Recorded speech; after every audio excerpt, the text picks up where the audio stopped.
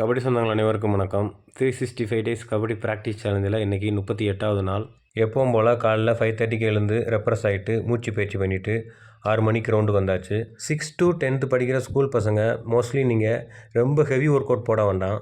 தினமும் என் கூட ப்ராக்டிஸ் பண்ணுற பசங்க மோஸ்ட்லி 10th படிக்கிற பசங்களாக இருக்காங்க. அவங்களுக்கு தினமும் காலையில் ஸ்ட்ரெச்சிங் பண்ணி முடித்த உடனே ஜம்பிங் ஒர்க் அவுட்டும், அங்கே ஸ்லாப் இருக்கும், அந்த ஸ்லாப்பில் கொஞ்சம் நேரம் தொங்க வைப்பேன். கபடி ப்ராக்டிஸ் பண்ணுற பசங்க, அதாவது 10th கீழே படிக்கிற பசங்க, இல்லைனா ஹைட்டு கம்மியாக இருக்க பசங்க, நீங்கள் ஹைட்டை கூட்டணும்னா ரெகுலராக காலையில் ஸ்ட்ரெச்சிங் முடிச்சுட்டு முதல்ல ஜம்பிங் பண்ணுங்கள். ஜம்பிங் முடிச்சுட்டு நல்லா புல்லப்ஸோ இல்லை ஒரு 5 நிமிஷம் நல்லா பாரில் தொங்குங்க. மோஸ்ட்லி நீங்கள் running work out, jumping work out இது அதிகமாக பண்ணுங்கள். ஸ்ட்ரென்த்தனிங் ஒர்க் அவுட்டு அதிகமாக பண்ணாமல் கம்மியாக பண்ணிக்கோங்க. வெயிட் வச்சு ஒர்க் அவுட் அதிகமாக போடாதீங்க.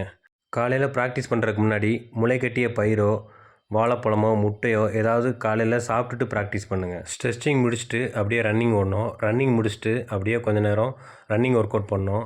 அதை முடிச்சுட்டு அப்படியே லைட்டாக ஸ்ட்ரென்த்தனிங் ஒர்க் அவுட்டும், அதை முடிச்சுட்டு பவர் அண்டு எண்டூரன்ஸ் ஒர்க் அவுட்டும் பண்ணோம். இனிமேல் வாரத்தில் 2 நாள் கம்பல்சரி ஸ்கில் வீடியோ ஃபுல் எக்ஸ்ப்ளனேஷனோட கண்டிப்பாக நான் போடுறேன்.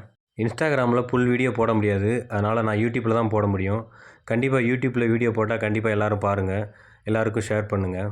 நீங்கள் ஒரு ஸ்கில் பழகுறீங்கன்னா அது சரியாக வர்ற வரைக்கும் மறுபடியும் அதை பண்ணிக்கிட்டே இருங்க.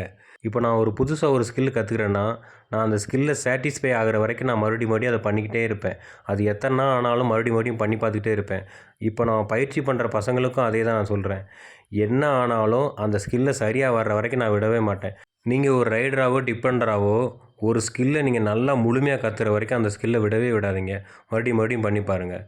ஒரு ரைடரோ டிஃபெண்டரோ நம்ம நிறையா ஸ்கில்லு கற்றுக்கணும்னு அவசியம் இல்லை. கற்றுக்கிட்ட 1-2 ஸ்கில்லை நல்லா தெளிவாக கற்றுக்கணும், நல்லா பெர்ஃபெக்டாக கற்றுக்கணும். இந்த ஸ்கில்லை நம்மளை விட வேறு யாரும் பெர்ஃபெக்டாக பண்ண முடியாத அளவுக்கு நம்ம பண்ணணும். இன்றைக்கான ப்ராக்டிஸ் முடிஞ்சு சொந்தங்களே. அனைவருக்கும் வணக்கம். நாளை சந்திக்கலாம்.